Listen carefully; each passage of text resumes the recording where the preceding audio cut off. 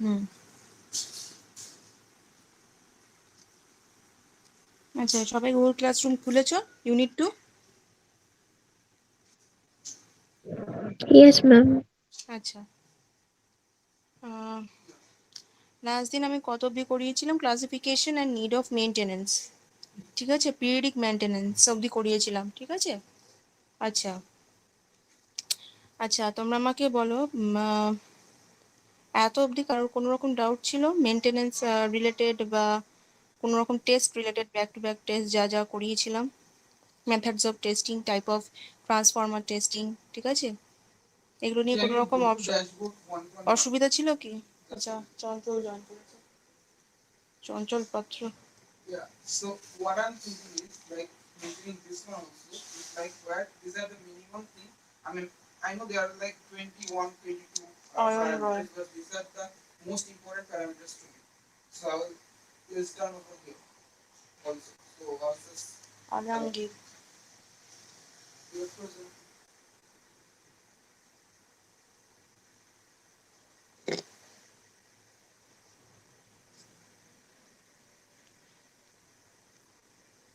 Hello. Yeah, your present. Yeah.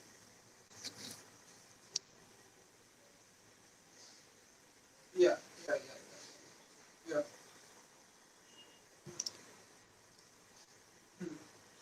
আচ্ছা, আমি আগের দিন অনেক কোয়েশ্চেন্স ডিসকাস করেছিলাম, যারা এই ক্লাসে ছিল আগের দিন তারা সেগুলো নোট ডাউন করেছিল। সেগুলোর মধ্যে বলেছিলাম যে চেষ্টা করতে, বাকি যদি কিছু আটকায় তাহলে সেটা আমাকে বলতে। সেই কোয়েশ্চেনগুলোকে কি ট্রাই ট্রাই করেছিলে? উদয়, সুবীর যারা ছিল Yeah, ক্লাসে আগের দিন, that's what I thought, that this is like too much information which I don't need. In dashboard, I just want to যারা use যারা the আগের দিন ক্লাসে ছিল তারা কি ট্রাই করেছিলে? কোনো কোয়েশ্চেন যেটা মনে হয়েছে যে একটুখানি বলে দিলে ভালো হয়, যে টাইপের কোয়েশ্চেন কাল আগের দিন আমি ডিসকাস করেছিলাম ইউনিট 1 নিয়ে। মাস্টার না ম্যাম করা হয় না।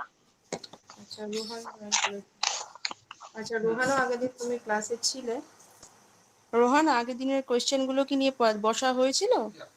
যেগুলো ডিসকাস করে বলেছিলাম আমাকে বলতে কোনটা পারছো পারছো না ইউনিট 1-এর।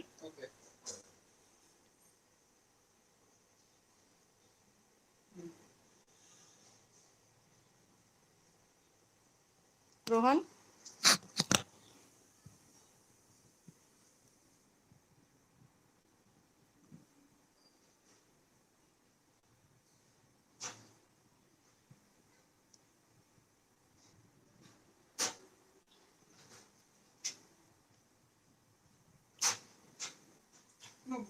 সবাই একবার তাহলে দেখে জানিও আমাকে, ঠিক আছে, দেখে জানাও যে ইউনিট 1 লাস্ট দিন যে কোয়েশ্চেনগুলো ডিসকাস হয়েছিল, কোনো রকম যদি ওই কোয়েশ্চেন করতে প্রবলেম হয় তাহলে সেটা আমি ডিসকাস করে দিচ্ছি, আর ইউনিট 2 এর যেটুকু পার্ট বাকি আছে সেটা আমি আজকে কমপ্লিট করে দেবো। লাস্ট দিনের কোয়েশ্চেনে কি কি ছিল যেগুলো একটু লং টাইপ ছিল?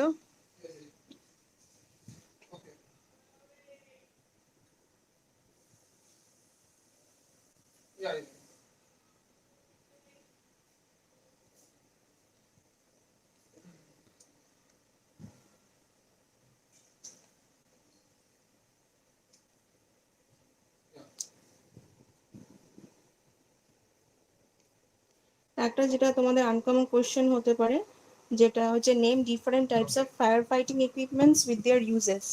এই কোয়েশ্চেনটা আগের দিন যেটা আমি বলেছিলাম একবার দেখতে, সেটা কি কেউ দেখেছিলেন? Name different types of fire fighting equipments with their uses.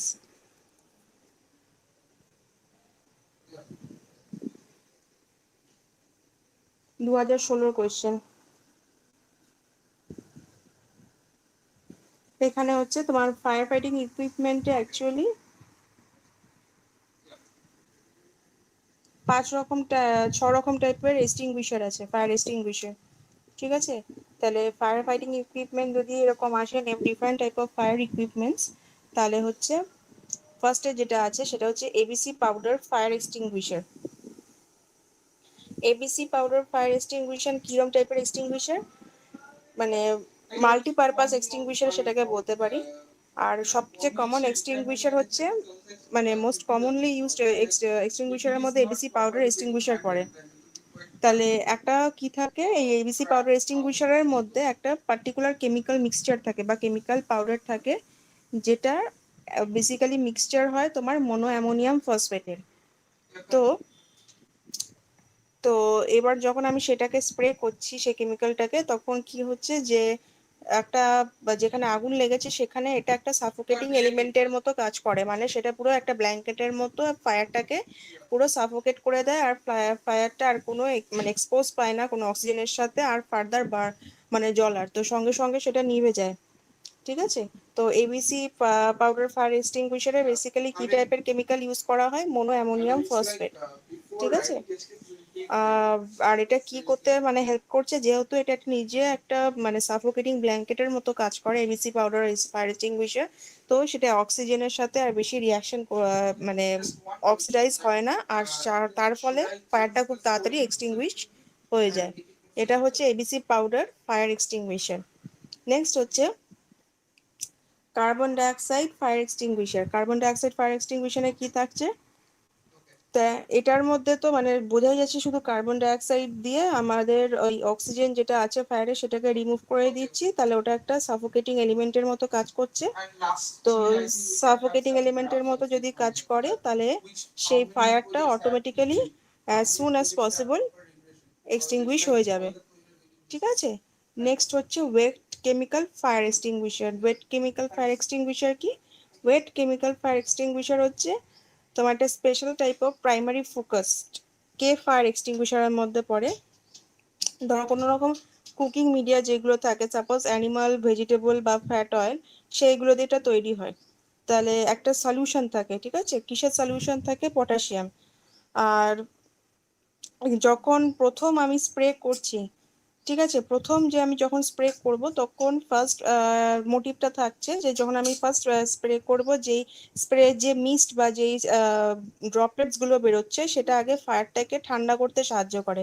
তাহলে ফায়ারের যে তাপটা সেটাকে প্রথম মিস্ট কি করছে, প্রথম ড্রপলেটস গুলো আমার স্প্রে কুল ডাউন করছে ফায়ারকে। সেকেন্ডলি যে কেমিক্যাল রিয়াকশনটা থাকছে সলিউশনের কুকিং মিডিয়ামের সাথে, সেটা একটা কি করে, একটা সোপ লাইক সাবস্টেন্স মতো ফর্ম করে, ফেনা ফেনা মতো।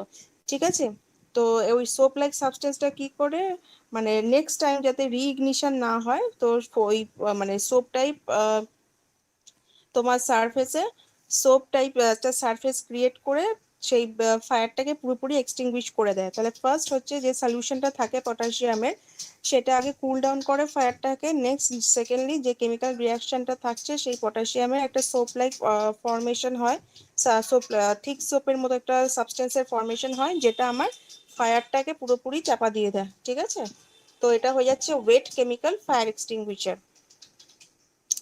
নেক্সট হচ্ছে water mist fire extinguisher. Water mist fire এক্সটিংগুইশারে কি আসছে, এই টাইপের এক্সটিংগুইশারে মাইক্রোস্কোপিক ছোট ছোট একদম ড্রপলেটস, একদম খুব মানে মাইক্রোস্কোপ ফর্মে ওয়াটার মলিকুলস থাকে, তো যেটা আমার আগুনটাকে নেভাতে অনেক পরিমাণে সাহায্য করে। তো এইবার যেহেতু microscopic droplets of water molecules থাকছে, তো এইবার হচ্ছে যখন আমি স্প্রে করছি তখন এত huge amount of water droplets মানে ফর্ম হয় স্প্রের সঙ্গে সঙ্গে।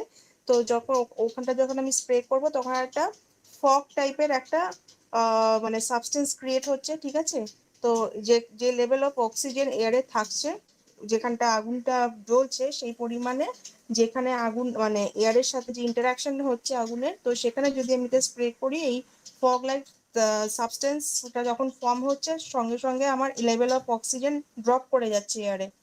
ঠিক আছে, তো এর ফলে কি হচ্ছে, আর মানে ফায়ারে কোনো রকম হেল্প পাচ্ছে না মানে অক্সিজেনের সাথে, আর রিয়াকশন করার সঙ্গে সঙ্গে সে অটোমেটিক্যালি ফায়ারটা আস্তে আস্তে নিভে যাচ্ছে।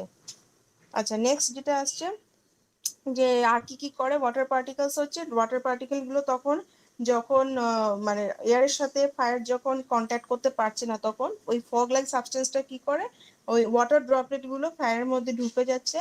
তো এবার ঠান্ডাও করছে, আর আমরা জানি যে যদি ঠান্ডা করতে থাকে ফায়ারের টেম্পারেচারও রিডিউস করতে থাকবে, আর জলে আমরা জানি এমনি আগুন নেমে যায়। তো ফার্স্ট হচ্ছে ওয়াটার ড্রপলেটস এর জন্য আমার যে ফগ লাইক সাবস্টেন্সটা ফর্ম হচ্ছে এয়ারে, সেখানে আমার ফায়ারটা মানে আগুনের সাথে জ্বলার আর বেশি সাহায্য পাচ্ছে না, কারণ ফগের জন্য আমার এয়ারের অক্সিজেন লেভেলটা কমে যাচ্ছে। নেক্সট কি হচ্ছে, সেকেন্ডলি হচ্ছে আমার এই ওয়াটার ড্রপলেটসটা আমার ফায়ারটাকে কুল ডাউন করতে সাহায্য করছে, আর আস্তে আস্তে আমার ফায়ারটা নিভতে মানে নেভার দিকে আস্তে আস্তে এগিয়ে যাচ্ছে।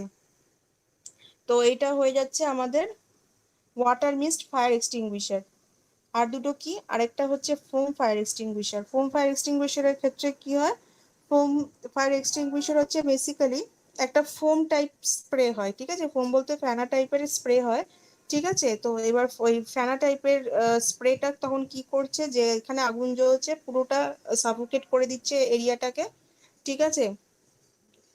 তো সাফোকেটিং এরিয়া মানে সাফোকেট করে দিচ্ছে পুরো, মানে আগুনটা যে জ্বলছে পুরোটা যদি একটা ফ্যানার মধ্যে ঢেকে যায় তখন কি হবে, যে অক্সিজেনের সাথে সেম ওয়েতে ইন্টারঅ্যাক্ট করতে পারছে না, তো তার ফলে মানে নেক্সট লেভেল অফ ইগনাইট করার জন্য ফায়ার আর কোনো রকম অপরচুনিটি পাচ্ছে না। তো তার ফলে পুরো একটা সাফোকেটিং ব্ল্যাঙ্কেটের মতো একটা কভারের মতো লেয়ার পড়ে যাচ্ছে ফোমের, যার জন্য ফায়ারটা ইমিডিয়েট কুল হয়ে এক্সটিংগুইশ করে যাচ্ছে, ঠিক আছে। তো এটা হয়ে যাচ্ছে ফোম ফায়ার এক্সটিংগুইশার। আর নেক্সট হচ্ছে লাস্ট যেটা clean agent fire extinguisher. Clean agent fire extinguisher কি, ক্লিন এজেন্ট হচ্ছে একটা গ্যাসিয়াস মেটেরিয়াল থাকে যেটা ফায়ার সাপ্রেস করতে সাহায্য করে। তো এটা অ্যাকচুয়ালি লিকুইড ফর্মে স্টোর করা থাকে। তো যখন আমি এটা স্প্রে করছি হাওয়াতে, ঠিক আছে, যখন স্প্রে করছি হাওয়াতে, তো লিকুইডটা যখন আমি স্প্রে করব তখন ওটা গ্যাস ফর্মে কনভার্ট হয়ে যাচ্ছে, ঠিক আছে, আর একটা নন কন্ডাক্টিভ মেটেরিয়ালের মতো কাজ করছে। তো সামনে যদি কেউ মানে দাঁড়িয়ে থাকে কোনো হিউম্যান, যেহেতু নন কন্ডাক্টিভ মেটেরিয়াল হিসেবে কাজ করছে, কোনো কন্ডাক্টিং এলিমেন্টের সামনে ওটা স্প্রে করলে কোনো রকম অসুবিধা নেই, ঠিক আছে। তো ওটা ভীষণ ইকো ফ্রেন্ডলি। আর কি কি থাকে গ্যাসটার মধ্যে, গ্যাসটার মধ্যে থাকে হ্যালন। তো কিভাবে ফায়ারকে এক্সটিংগুইশ করছে, ওই হ্যালন হচ্ছে আমার ফায়ারের যে অক্সিজেন লেভেলটা আছে সেটাকে ডিক্রিজ করতে সাহায্য করে, আর ফার্দার চেইন রিয়াকশন হতে দেয় না ফায়ারটাকে ফার্দার বাড়ার। তো যখন যেহেতু নন কন্ডাক্টিভ মেটেরিয়াল আর ক্লিন ওয়েতে আমার মানে রিডিউস করতে পারছি বা এক্সটিংগুইশ করতে পারছি ফায়ারকে, এটাকে অনেক সময় ক্লিন এজেন্ট ফায়ার এক্সটিংগুইশার বলা হয়ে থাকে, ক্লিনটা সেই জন্যই নাম, ঠিক আছে। তো এটা বেসিক্যালি তোমার যে কোনো কন্ডাক্টিং মেটেরিয়াল ইকুইপমেন্ট যেগুলো থাকে তার সেই সব জায়গাগুলোতে এই ক্লিন এজেন্ট ফায়ার এক্সটিংগুইশারকে আমরা ইনস্টল করে রাখি, ঠিক আছে। তো এইগুলো কোন ক্লাসের আন্ডারে পড়ে, class B and C fire. তো এই ছটা টাইপের তোমাদের ফায়ার ফাইটিং ইকুইপমেন্ট উইথ এর ইউজ আছে। তো তোমরা যদি চাও তাহলে আমি এটাকে একটা আলাদা ওয়ার্ড ডকুমেন্ট করে তোমাদের গুগল ক্লাসরুমে দিয়ে দেবো, এই কোয়েশ্চেনটা পার্টিকুলারলি, যেহেতু এটা তোমাদের একটুখানি আউট অফ সিলেবাস, মানে এটা একটুখানি মানে 2016-তে যেহেতু এসেছিল, তো এটা একটা ইম্পর্টেন্ট কোয়েশ্চেন, ইন কেস মানে চাইলেও আসতে পারে। তো এটা আমি ওয়ার্ড ডকুমেন্ট করে গুগল ক্লাসরুমে দিয়ে দেবো তোমাদের।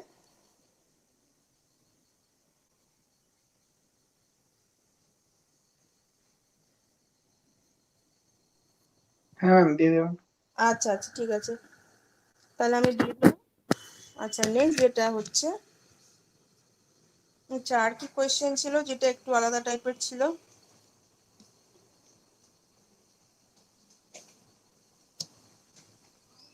How electric fire can be prevented, how electric fire can be prevented, বলো তোমরা নিজেরা কিভাবে ইলেকট্রিক ফায়ার প্রিভেন্ট করা যেতে পারে, মানে এটাও দিয়েছিলাম কোয়েশ্চেন।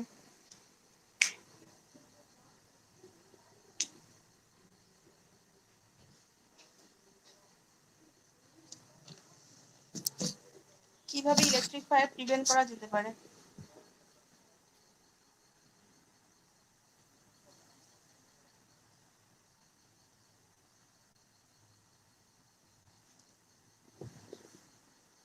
আচ্ছা কে কে জয়েন করেছে, সোমা, ইন্দ্রনীল আর যোগ।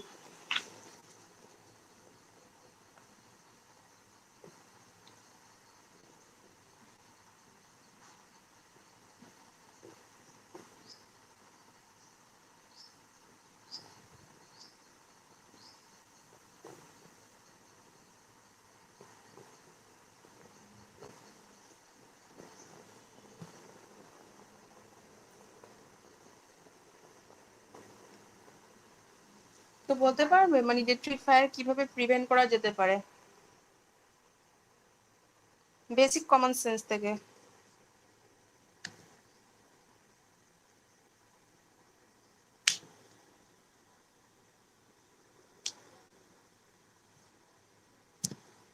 ফার্স্ট আমি বলছি, ফার্স্ট পয়েন্ট হতে পারে যে কর্ড বা প্লাগ গুলো ছেঁড়া থাকে, ঠিক আছে, কোনো রকম লুজ কানেকশন হওয়ার যেখানে সম্ভাবনা থাকে, সেই কর্ড বা প্লাগ গুলোকে আমাদের ইমিডিয়েটলি ফেলে দেওয়া উচিত, ঠিক আছে। তো আর যে প্লাগ গুলোতে 3 পয়েন্ট থাকে, তো সেইগুলোতে কখনো মানে মানে 2 পয়েন্ট হিসেবে আমরা ইউজ করব না, বা মানে টু আউট মানে 2 প্রংড আউটলেট যেই এরিয়াগুলো থাকে সেই জায়গাগুলোতে আমরা কখনোই মানে 3 প্রং প্লাগ গুলোকে ঢোকানোর চেষ্টা করব না, তাহলে সেরকম টাইপের এই প্রবলেমস গুলো অ্যাভয়েড করা উচিত। তারপর আর কি কি হতে পারে, যখন আমরা একটা প্লাগকে বার করছি, ঠিক আছে, কোনো ওয়াল থেকে মানে সুইচ বোর্ড থেকে, তখন কি করব আমরা, আগে সুইচ অফ করব, তারপর আমরা প্লাগটাকে আস্তে আস্তে সুইচ থেকে বার করব, কারণ যদি আমি উইথ সুইচ অন অবস্থায় যদি প্লাগটাকে বার করতে থাকি তাহলে একটা শর্ট সার্কিটের রিস্ক থেকে যায়, ঠিক আছে, একটা স্পার্ক দেখতে পাই তো ইংলিশ, তো সেই জন্য শর্ট সার্কিটের রিস্ক থেকে যায়। আচ্ছা, নেক্সট হচ্ছে মাল্টি আউটলেট এক্সটেন্ডার যেগুলো আমরা ইউজ করে থাকি, সেইগুলো কিন্তু প্রপার মানে পারমিশন ছাড়া বেসিক্যালি ইউজ করা উচিত নয়। আর ইলেকট্রিক্যাল কর্ড যেগুলো আমরা ব্যবহার করছি সেইগুলো যেন কখনোই কোনো কার্পেটের নিচ দিয়ে যেন না নিয়ে যাওয়া হয়, ঠিক আছে, যা হবে উপরে যেন থাকে, তো কার্পেটের নিচে কিন্তু মানে কখনোই আমাদের ইলেকট্রিক কর্ড রাখা উচিত নয়। আর হিট আর ওয়াটার সোর্স থেকে যেন ইলেকট্রিক কর্ডের মানে ইলেকট্রিক কর্ড যেন অনেকটাই দূরত্বে থাকে, ডিস্টেন্সে থাকে। তো এগুলো হচ্ছে বেসিক ইলেকট্রিক ফায়ার যেগুলো প্রিভেন্ট করা যেতে পারে, ঠিক আছে।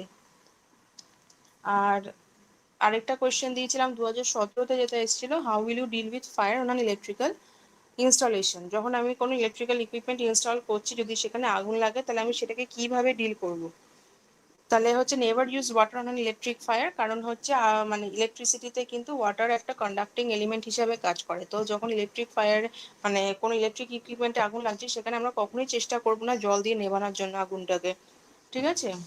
তো বেকিং সোডা বা যেরকম টাইপের ফোম টাইপের যে এক্সটিংগুইশার গুলো হয় সেগুলোকে আমরা ইউজ করব, ঠিক আছে, মানে ক্লাস সি বা class ABC type fire extinguisher use করব, ঠিক আছে।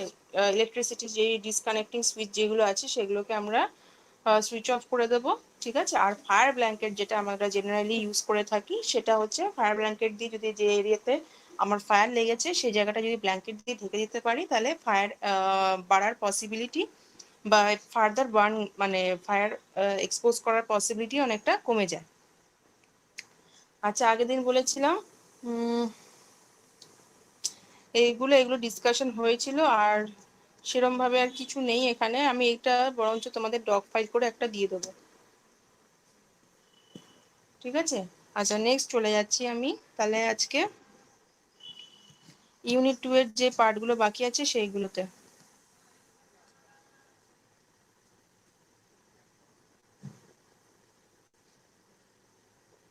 আচ্ছা, আগের দিন আমি classification and need of maintenance নিয়ে ডিসকাস করেছিলাম, তাহলে ক্লাসিফিকেশন আর নিড অফ মেনটেনেন্স এর মধ্যে টাইপস অফ মেনটেনেন্স কি কি ছিল বলো, টাইপস অফ মেনটেনেন্স কি কি ছিল, টাইপস অফ মেনটেনেন্স কারণ মনে আছে টাইপস অফ মেনটেনেন্স কি কি টাইপের ছিল?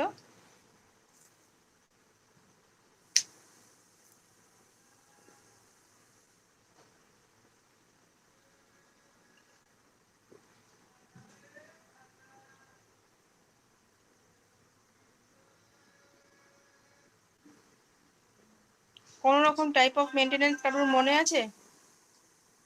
রেসপন্স করো।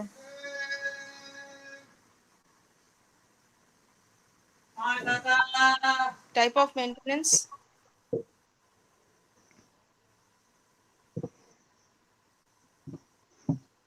পাঁচটা আছে। হ্যাঁ, কি কি ছিল বলো নাম। কারেক্টিভ মেনটেনেন্স, প্রিভেন্টিভ মেনটেনেন্স, হুম। প্রিডিক্টিভ মেনটেনেন্স, তারপরে জিরো আওয়ার মেনটেনেন্স আর পিরিয়ডিক মেনটেনেন্স। হুম, তাহলে এই 5টা মেনটেনেন্স আমরা বেসিক্যালি আগের দিন পড়েছিলাম, তো 0 আওয়ার মেনটেনেন্স কাকে বলছিলাম? 0 আওয়ার মেনটেনেন্স,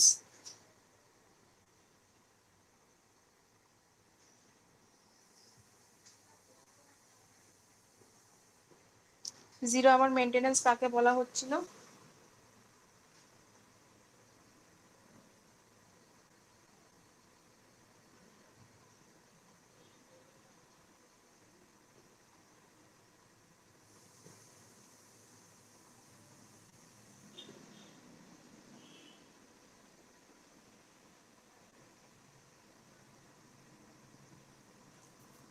0 আওয়ার মেনটেনেন্স হচ্ছে সাপোজ যেই মেশিনটাকে আমরা ইউজ করে থাকছি, ঠিক আছে, তো সেটা সাপোজ যেরকম পারফরমেন্স দেওয়ার কথা তো সেরকম আউটপুট বা পারফরমেন্স দিতে পারছে না, তখন আমরা কি করছি যে ওটাকে একদম মানে মানে মানে সিস্টেমের মানে যেখানে আমি মানে মেশিনটাকে নিয়ে কাজ করছি সেখান থেকে পুরোটাই বার করে ওটাকে একটা রেস্ট কন্ডিশনে রেখে দিচ্ছি, ঠিক আছে, মানে যাতে ওটার কোনো রকম আর কোনো রকম কাজ কিছুদিনের জন্য ওটাকে কোনো রকম ভাবে ব্যবহার না করা হয়, মানে হচ্ছে ওটাকে I am keeping that machine or particular equipment at rest condition, যেটা 0 আওয়ার্স অফ মানে মানে 0 ওয়ার্কিং আওয়ার্সে থাকবে, ঠিক আছে, কোনো রকম ওটা নিয়ে কাজ করা হবে না।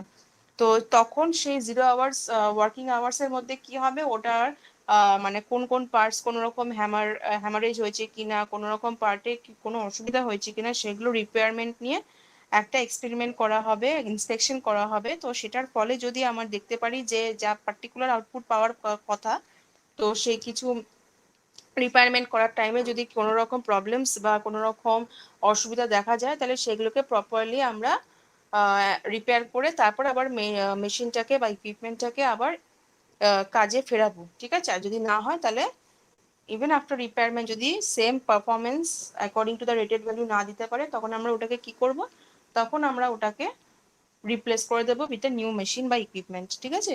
তো 0 আওয়ার মেনটেনেন্স হচ্ছে যখন মেশিনটা কোনো রকম কাজ করছে না বা রেস্ট কন্ডিশনে থাকছে ফর 0 ওয়ার্কিং আওয়ার্স, তখনই আমরা বলছি ওটাকে 0 আওয়ার মেনটেনেন্স, ঠিক আছে। 0 আওয়ারে মানে নো ওয়ার্কিং আওয়ার্সে যে মেনটেনেন্সটা একটা মেশিনের করা হয় সেটাকে আমরা বেসিক্যালি বলে থাকি জিরো এটাকে কি আওয়ার শাটডাউন মেইনটেনেন্স বলা হয়? হ্যাঁ হ্যাঁ হ্যাঁ হ্যাঁ। ওই 0 আওয়ার মেইনটেনেন্সটা কি শাটডাউন মেইনটেনেন্সও বলা হয়? হ্যাঁ, শাটডাউন করে তো ওটাকে মানে মেশিনটাকে বেসিক্যালি আমি মানে মানে পার্টিকুলার যখন ওয়ার্কিং আওয়ার্সে যেই মেশিনটা দেখছি যে সব কিছুর সাথে তো সিঙ্ক্রোনাইজ করা থাকে, সাপোজ যে কোনো একটা ইকুইপমেন্ট সাপোজ এটা সিঙ্ক্রোনাইজ ওয়েতে কাজ করছে, ঠিক আছে। তো এইবার সাপোজ যেরকম সিঙ্ক্রোনাইজিং এফিসিয়েন্সি বা আউটপুট আসার কথা সে প্রপারলি রেটেড ভ্যালু থেকে অনেক কম পরিমাণে আউটপুট দিচ্ছে, তখন আমরা কি করি সেই মেশিনটাকে যে মানে ওই সিস্টেমের থেকে আলাদা করে দিই, ঠিক আছে। যার জন্য দেখবে ম্যাক্সিমাম ইকুইপমেন্ট আমার কি কানেকশনে থাকে, প্যারালাল কানেকশনে থাকে। কারণ সিরিজ কানেকশনে থাকলে কি হয়, সিরিজ কানেকশনে থাকলে একটা মেশিনকে যদি আমি অফ করে বার করি অটোমেটিক্যালি পুরো সিস্টেমটা বসে যাবে। তাহলে প্যারালাল কানেকশন থাকলে কি হবে, একটা মেশিনকে যদি আমি বার করে নিয়ে আসি প্যারালালি আরো দুটো কানেকশন কিন্তু অফ হয় না, ঠিক আছে। তো এইবার এই মেশিনটাকে যখন আমি বাইরে নিয়ে আসছি মানে রিপেয়ারমেন্টের জন্য, তখন একটা স্পেয়ার ইকুইপমেন্ট বা মেশিন রাখা থাকে যেটা ফর দ্য টাইম বি ওই 0 আওয়ার ওয়ার্কিং আওয়ারের টাইমে যে মেশিনটা আমার নেই সেটার বদলে ওই স্পেয়ার মেশিন বা ইকুইপমেন্টটা একটা হেল্প আউট করে, ঠিক আছে, যতক্ষণ না ওই মেশিনটা রিপেয়ার হচ্ছে। তো যতক্ষণ না রিপেয়ার হচ্ছে একটা স্পেয়ার বা মানে স্পেশাল ইকুইপমেন্ট রাখা থাকে সেম মানে same rated value and same clone টাইপের বলতে পারো। তো সেম মেশিনটা যখন আমি ইউজ করছি একটা স্পেয়ার ইকুইপমেন্ট, তখন ততদিন মানে ততক্ষণ হচ্ছে যে মেশিনটা আমার রিপেয়ারমেন্ট করার কথা বা দেখার কথা কেন পারফরমেন্স দিচ্ছে না ততদিন ওটার কাজ চলে। যদি ইভেন আফটার রিপেয়ারমেন্ট যদি আমরা দেখতে পারি যে কোনো রকম ইমপ্রুভমেন্ট হচ্ছে না পারফরমেন্সে তখন ওটাকে আমরা রিপ্লেস করে দিই। বোঝা গেছে?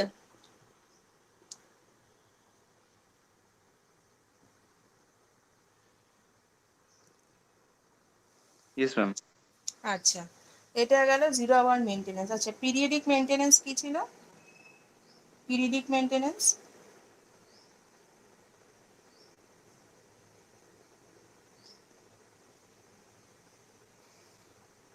এটা কমন সেন্স থেকে বলো, এটা পড়ার কিছু নেই, এটা just common sense, basic common sense এই কোশ্চেন গুলো।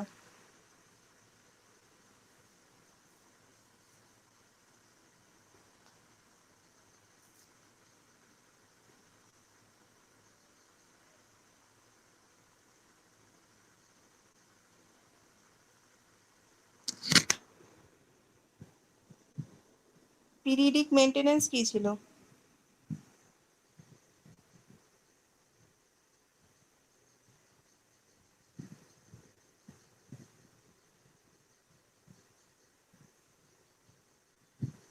এটা হচ্ছে রুটিন মেনটেনেন্স বা ডেলি একটা মেনটেনেন্স, যেটা আমি মেশিনের উপরে করতে মানে করছি, ডেলি করতে থাকবো কাজ হয়ে যাওয়ার পর, মানে তার ওয়ার্কিং আওয়ার্স অফ ইউজের পর সেটাকে আমি মেনটেনেন্সে পাঠিয়ে দিচ্ছি।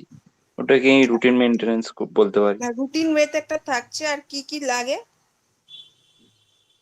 ম্যাম এটা আমি মানে নর্মালি যে প্রবলেম, মানে যদি কোনো স্পেয়ার পার্টস, মানে যদি কোনো পার্টস এর গন্ডগোল হয় সেটাকে রিপেয়ার করা, লুব্রিকেটিং করা। মানে ডেটা কালেকশন বলো বা ইন্সপেকশন বলো, হ্যাঁ ম্যাম এটা। লুব্রিকেশন, হ্যাঁ এক্স্যাক্টলি। তাহলে যে বেসিক রুটিনের একটা মাধ্যমে সব, এটা হচ্ছে বেসিক্যালি টাইম বেসড মেনটেনেন্স। তো এই পার্টিকুলার টাইমের মধ্যে, তো পার্টিকুলার প্রত্যেকটা ইকুইপমেন্টের একটা করে টাইম ধরে রাখা থাকে, ঠিক আছে, যে এই টাইমের মধ্যে পার্টিকুলার এই মেশিনটার এই এই জিনিসগুলো একটা চেক আপ করানো হবে। তো periodic maintenance is basically nothing but a check up of a particular equipment or machine. তো পার্টিকুলার টাইম লিমিট বা টাইম পিরিয়ডের মধ্যে যে মেশিনগুলোকে আমরা পার্টিকুলারলি ডেটা কালেক্ট করি বা ইন্সপেক্ট করি, লুব্রিকেট করি, ঠিক আছে, কোনো রকম অসুবিধা হলে তার মানে স্ক্রিউ যেগুলো আছে বা যে পার্টস গুলো আছে যেগুলো রিপেয়ার করা দরকার, সেগুলোকে যখন মেনটেন করছি একটা periodic time, after that periodic time, মানে একটা টাইম পিরিয়ডের পর, তো সেই বা ইকুইপমেন্টস গুলোকে আমরা বলছি যে আন্ডার পিরিয়ডিক মেনটেনেন্স থাকছে বা রিকোয়ারমেন্টে আছে, ঠিক আছে। আচ্ছা, preventive, predictive maintenance, zero hour maintenance আর কারেক্টিভ মেনটেনেন্স। তো এগুলো নিজেরাই একবার পড়ে নেবে, এটা পারবে, এটা আমি আগের দিন এক্সপ্লেন করেছিলাম, এগুলো ডিফিকাল্ট কিছু নয়। আচ্ছা, নেক্সট যেটা আছে advantages of preventive maintenance. Advantage কি কি হতে পারে বলো? প্রিভেন্টিভ মেনটেনেন্সের অ্যাডভান্টেজ কি হতে পারে?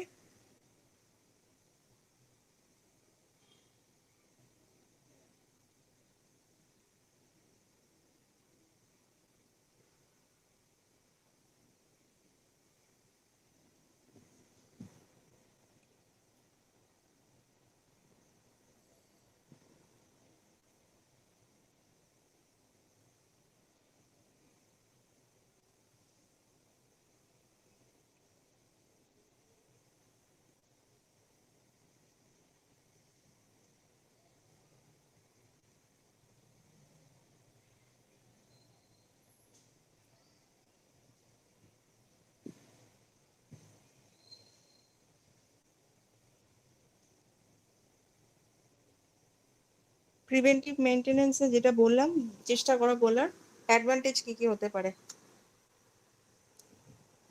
অ্যাডভান্টেজ কি কি হতে পারে?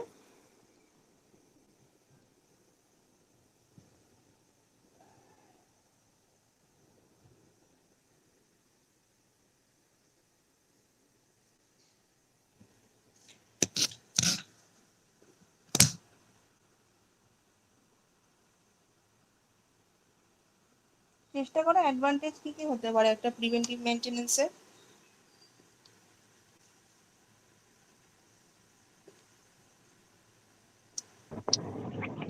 Safety improvements, ma'am.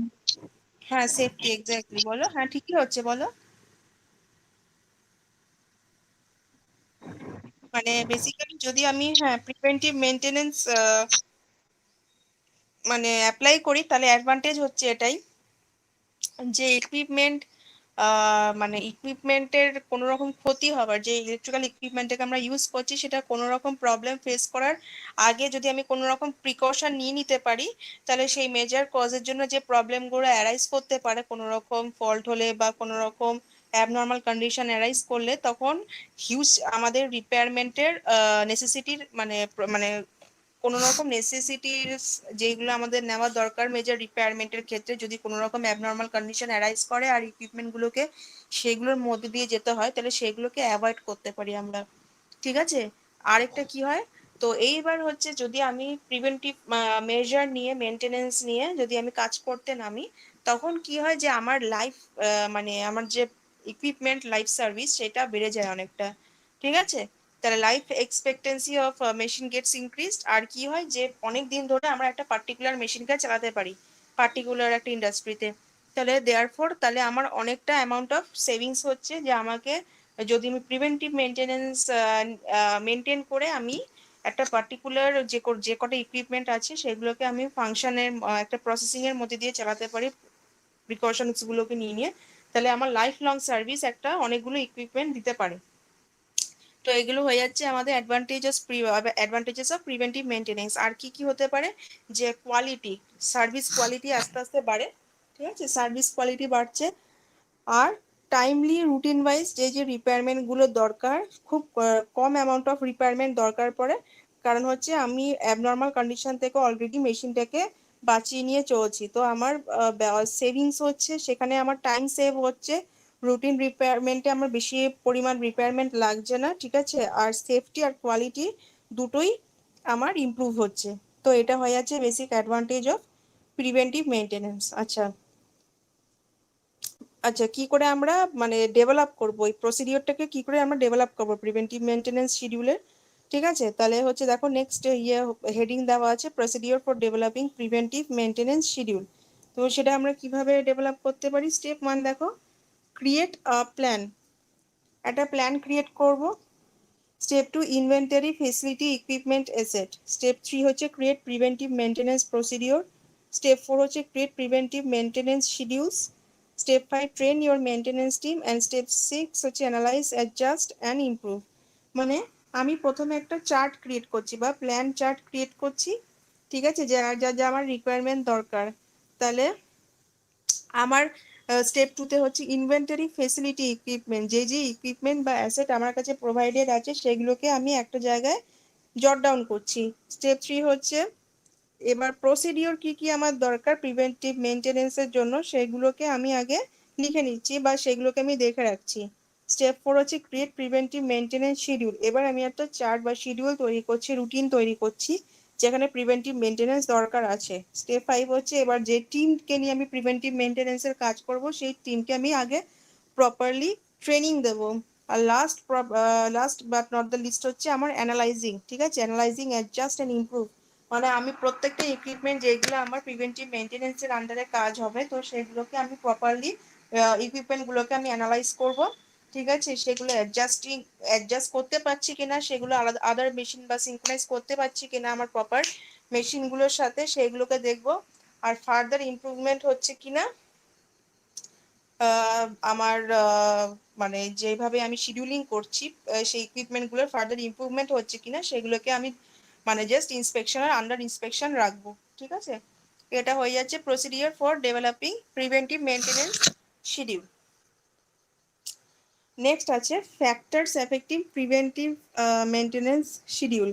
দেখো একটা বড় চার্ট দেওয়া আছে, ঠিক আছে, মাঝখানটা হচ্ছে মেনটেনেন্স অপটিমাইজেশন মডেল। তাহলে কি কি মানে দেখো কি কি প্রবলেম আসতে পারে, ঠিক আছে, কি কি ফ্যাক্টর আমাকে সেখান থেকে এফেক্ট করতে পারে। একটা হচ্ছে maintenance concept, system information, general modelling technique, deterioration আর এজ মডেলিং, মেনটেনেন্স এফেক্টিভনেস, আর হচ্ছে system configuration, optimisation objective, optimisation algorithm, maintenance policies, maintenance actions, data source, ঠিক আছে। তাহলে হচ্ছে আমার আউটপুট যেটা দেওয়া আছে দেখো আউটসাইড চার্টে, ঠিক আছে, আউটপুট যেটা আমি পাচ্ছি, তো ওই আউটপুট বা পারফরমেন্সের উপর কি কোন কোন ফ্যাক্টর এফেক্ট হতে পারে on the basis of maintenance schedule সেগুলো দিয়েছে। সাপোজ ডেটা সোর্স, যদি আমার ডেটা সোর্স আমার ভুল থাকে তাহলে সেখানে একটা মেনটেনেন্স প্রবলেম হতে পারে, ঠিক আছে। যদি আমার মেনটেনেন্স অ্যাকশন মানে যে পদ্ধতি বা প্রসিডিওরগুলো আমি অ্যাপ্লাই করেছি মেনটেনেন্সের জন্য তার মধ্যে যদি কোনো রকম মিসগাইডেড ওয়েতে মানে মিসগাইড করা হয় মেনটেনেন্স অ্যাকশনগুলোর উপর, তাহলে কিন্তু একটা অনেক বড় ক্ষতি হতে পারে। তারপর হচ্ছে মেনটেনেন্স পলিসি, যেই স্টেপসগুলো নেওয়া দরকার, যেই পলিসিগুলোকে মেনে চলা দরকার মেনটেনেন্সের জন্য, সেইগুলো যেন প্রপারলি রেগুলেশনসগুলো ফলো করা হয়। অপটিমাইজেশন অ্যালগোরিদম, মানে অ্যালগোরিদম কিছু দেওয়া থাকে যেগুলোতে আমার একটা মেশিনকে অপটিমাইজ মিনিমাম বা ম্যাক্সিমাম ভ্যালু অপটিমাইজেশনে যাতে চলে সেই ভ্যালুগুলো যেন প্রপারলি ফলো করা হয়। অবজেক্টিভ যেগুলো আমি রাখছি যে আমার আউটপুট গোল এরকম আসা উচিত সেইগুলো যেন প্রপারলি মেনটেন করা হয়, নলে কিন্তু আমার এক্সপেক্টেড আউটপুট যেটা আমি চাইছি সেটা কিন্তু আমি পাবো না। সিস্টেম কনফিগারেশন, আমি যখন ইনস্টল করছি ইকুইপমেন্টটাকে যেটাকে আমি প্রিভেন্টিভ মেনটেনেন্সের আন্ডারে কন্ট্রোল করব, তখন সেই সিস্টেম কনফিগারেশন যেন প্রপারলি থাকে। ঠিক আছে, নেক্সট হচ্ছে মেনটেনেন্স এফেক্টিভনেস, কতটা এফেক্টিভ ওয়েতে আমি সেটাকে মেনটেন করতে পারছি সেটা একটা প্রপারলি ইন্সপেকশনে অলওয়েজ রাখা উচিত। Deterioration or age effectiveness, deterioration আর এজ এফেক্টিভনেস বলতে মানে যত আমার দিন যাচ্ছে, যত আমার বছর যাচ্ছে, তত যেন আমার মেনটেনেন্সের মানে আমার ইকুইপমেন্টের আমার এজ বাড়তে থাকছে, মানে হচ্ছে আমার লাইফ অফ দ্য মেশিন আস্তে আস্তে বাড়ছে। তো যত আমার মেশিনের লাইফ বাড়বে বা তার সার্ভিস টাইম আস্তে আস্তে কমতে থাকে যদি প্রপারলি মেনটেন না করা হয়। তো আস্তে আস্তে জিনিস মানে মেশিনের পার্টস বলো বা মেশিনের যে যে স্কিউজ গুলো থাকে সেগুলো আস্তে আস্তে ক্ষয়ে যায় বা ডিটোরিয়েট করতে থাকে। তো সেইগুলো একটা বড় ফ্যাক্টর, সেগুলো মানে খুব হাইলি মেনটেন করতে হয়। জেনারেল মডেলিং টেকনিক্স মানে হচ্ছে আমি যে প্রসিডিওর যেটা অ্যাপ্লাই করছি ফর প্রিভেন্টিভ মেনটেনেন্স, সেটা যেন ওই যে মডেল চার্ট যেটা আমার যে মানে মডেল চার্ট বা প্ল্যান চার্ট যেটা আমরা তৈরি করছি, সেই মডেলিং টেকনিকগুলো যেন প্রপারলি ফলো হয় সেটা যে একটা ইন্সপেকশনের মধ্যে রাখা দরকার। সিস্টেম ইনফরমেশন আর মেনটেনেন্স কনসেপ্ট, তাহলে সিস্টেম ইনফরমেশন বলতে আমি যে ডেটা কালেক্ট করছি, ডেটা কালেকশন বা ইনফরমেশন যেগুলো আমি নিচ্ছি একটা মেনটেনেন্স শিডিউলের থেকে, সেই ইনফরমেশনগুলো প্রপারলি একটা পার্টিকুলার মানে মানে কি বলবো এরারলেস ভ্যালু যেন আমি মানে স্টোর করতে পারি সেটা আমার দেখে রাখা দরকার। আর মেনটেনেন্স কনসেপ্ট মানে যে টিমকে আমি ট্রেন করছি তাদের যেন প্রপারলি ট্রেনিংয়ে সবার মেনটেনেন্স কনসেপ্ট রিলেটেড কোনো রকম কোয়ারি যেন না থাকে, মেনটেনেন্স কনসেপ্ট যেন সেই টিম যারা কাজ করবে এটার আন্ডারে তাদের যেন প্রপারলি ক্লিয়ার থাকে। তো এই বেসিক ফ্যাক্টরগুলো আছে যেগুলো প্রিভেন্টিভ মেনটেনেন্স শিডিউলে এফেক্ট করতে পারে যদি প্রপারলি না হ্যান্ডেল করা হয়। আচ্ছা, আর লাস্ট কি আছে, total productive maintenance, introduction to total productive maintenance. এটা কাকে বলবো? টোটাল প্রোডাক্টিভ মেনটেনেন্স হচ্ছে বেসিক্যালি একটা মেনটেনেন্স প্রোগ্রাম যেখানে newly defined concept for maintaining plants and equipment এই ব্যাপারে আমরা জানতে পারি। তো টিপিএম প্রোগ্রামের বেসিক্যালি গোল হয় যে প্রোডাকশানে যাতে আরও বেশি ইমপ্রুভমেন্ট হয়, যাতে আরও আমি ইনক্রিজড প্রোডাকশন পেতে পারি, সেই জন্য আমরা টোটাল প্রোডাক্টিভ মেনটেনেন্স প্রোগ্রাম করে থাকি। তাহলে এটার জন্য কি হয়ে থাকে, আমাদের এমপ্লয়ি যে মোরাল বা জব স্যাটিসফ্যাকশন সেটা আস্তে আস্তে বাড়তে থাকে। তো টিপিএম বেসিক্যালি কি করে, মেনটেনেন্স যেটা আমার সেটা ফোকাসে আনে। ঠিক আছে, আর ইটস মানে যে কোনো ইন্ডাস্ট্রিয়াল বা বিজনেস বলো, এটা একটা কিন্তু একটা ভাইটাল রোল। ঠিক আছে, তো এইটা একটা প্রফিটেবল অ্যাক্টিভিটি, এটা কিন্তু নন প্রফিট অ্যাক্টিভিটি নয়। আর down time for maintenance is schedule as a part of the manufacturing day and in some cases an integral part of the manufacturing process. তাহলে যখন মেনটেনেন্সের কাজ হচ্ছে না তখন কি হয়, তখন ওই ম্যানুফ্যাকচার যারা করছে যে মেশিনগুলো, ঠিক আছে, সেটা একটা ইম্পর্টেন্ট ম্যানুফ্যাকচারিং প্রসেসে একটা ইন্টিগ্রাল পার্ট হয়ে যায়। আর গোলটা কি থাকে আমার, বেসিক্যালি গোলটা হয় যে এমার্জেন্সি কন্ডিশনে আর আনশিডিউল মেনটেনেন্স যতটা মানে পারা যায়, এমার্জেন্সি কেস আর আনশিডিউল মেনটেনেন্স যতটা প্রিভেন্ট করা যেতে পারে, অ্যাভয়েড করা যেতে পারে, যাতে কোনো রকম এমার্জেন্সি কেস যাতে অ্যারাইজ না করে বা এমার্জেন্সি কেস যাতে প্রিভেন্ট করা যায়, আর আনশিডিউল মেনটেনেন্সও যাতে না হয়। তাহলে কি হবে, আমার একটা রুটিনের বাইরে কিন্তু শিডিউলটা বেরিয়ে যাচ্ছে। তো এই দুটো পার্টিকুলারলি এই দুটো কন্ডিশন আমাকে অ্যাভয়েড করতে হয়, মানে এমার্জেন্সি কেস যাতে অ্যারাইজ না করে, আর একটা হচ্ছে আনশিডিউল মেনটেনেন্স যাতে ফলো না করা হয়। তো এটা হয়ে যাচ্ছে আমাদের পুরো ইউনিট 2 যে চ্যাপ্টারটা জেনারেল ইন্ট্রোডাকশন। তো সেটা আজকে পুরোটা করিয়ে দিলাম। ঠিক আছে, এইবার আমি জাস্ট 2-3টা কোয়েশ্চেন ডিসকাস করছি, নেক্সট দিন আরো কয়েকটা কোয়েশ্চেন ডিসকাস করব।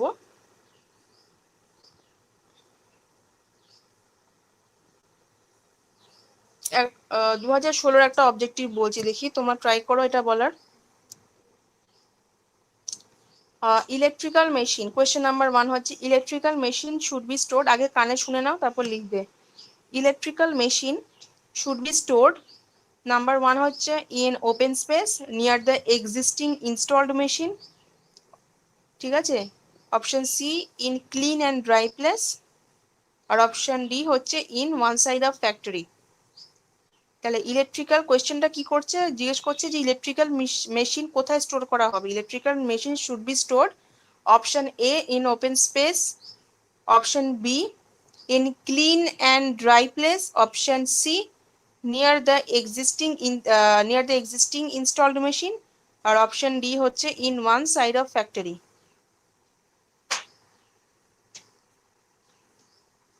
কি মনে হচ্ছে কোনটা হবে, কোন অপশনটা?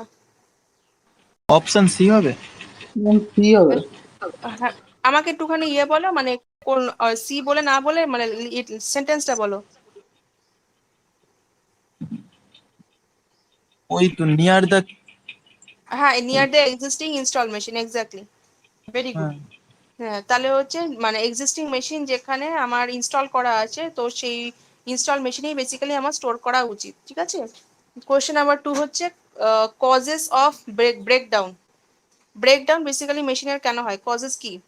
ফার্স্ট হচ্ছে পয়েন্ট নেগলিজেন্স, বি হচ্ছে ওভারলোডিং, সি হচ্ছে ইনকারেক্ট ইনস্টলেশন, আর ডি হচ্ছে এ অ্যান্ড সি বোথ। আমি আবার বলছি, কজেস অফ ব্রেকডাউন আর option A negligence, option B overloading, option C incorrect installation, option D A and C both. Overloading, ma'am. কোনটা বলো? Overloading. Exactly, overloading. ঠিক আছে, তো ওভারলোডিং এর জন্যই বেসিক্যালি আমার ব্রেকডাউন হয়। আর লাস্ট কোয়েশ্চেন হচ্ছে ফিল ইন দ্য ব্ল্যাঙ্কস, আমি তিনটে জিজ্ঞেস করছি। ফার্স্ট হচ্ছে do not dash the motor on the floor. 2013 question, do not dash the motor on the floor. এতক্ষণ কি নিয়ে কথা হচ্ছিল বা এই সাবজেক্টটা কি নিয়ে, হিন্ট দিয়ে দিলাম। Do not dash the motor on the floor.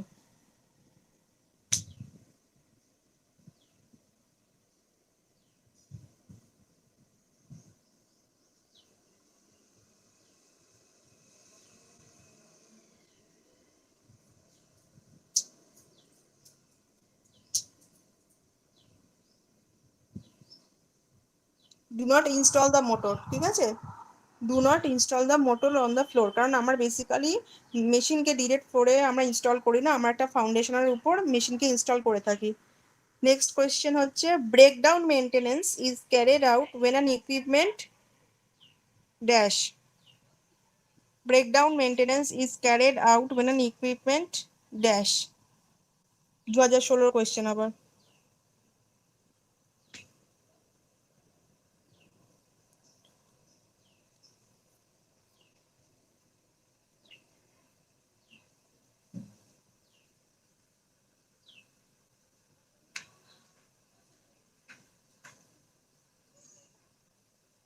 Breakdown কখন হলে আমি কি করব বলো, কখন হয় ব্রেকডাউন মেনটেনেন্স? কি মানে কি মনে হয় কমন সেন্সে কখন করা উচিত?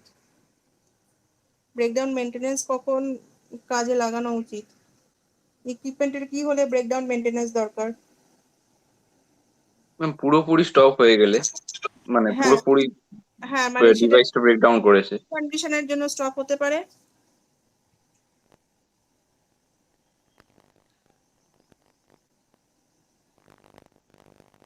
ফল্ট কন্ডিশনে, ঠিক ইয়েস আছে। ম্যাম। হ্যাঁ ইয়েস তাহলে, ম্যাম। হ্যাঁ তাহলে when an equipment ড্যাশ হচ্ছে is undergoing a fault condition বা faces any fault, যেটা খুশি তোমাদের ইচ্ছা লিখতে পারো, বাট যে কোনো একটা অ্যাবনর্মাল কন্ডিশন, ফল্ট কন্ডিশন এরকম ভাবে একটা ফিল আপ করে দেবে, ঠিক আছে। তো লাস্ট কোয়েশ্চেন যেটা হচ্ছে inspection of electrical machine is done after dash. Inspection of electrical machine is done after dash, 2012 এর কোয়েশ্চেন।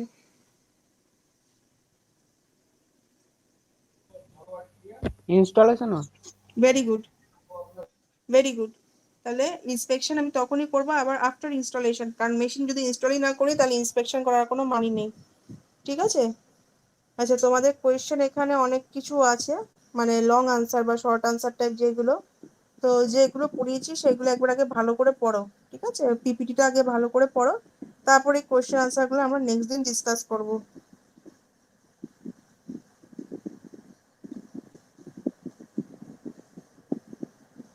এখানে 2016 2012 এখানে অনেক কোয়েশ্চেন আছে।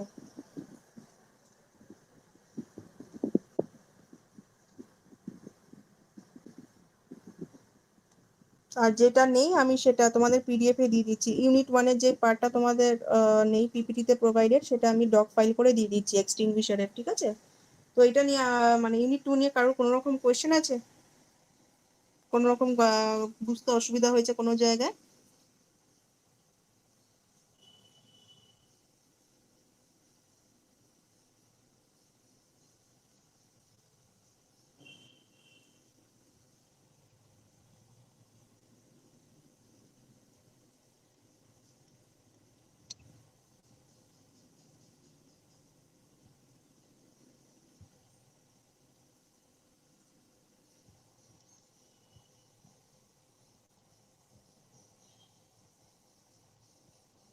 কোনো রকম কোয়ারি আছে কি?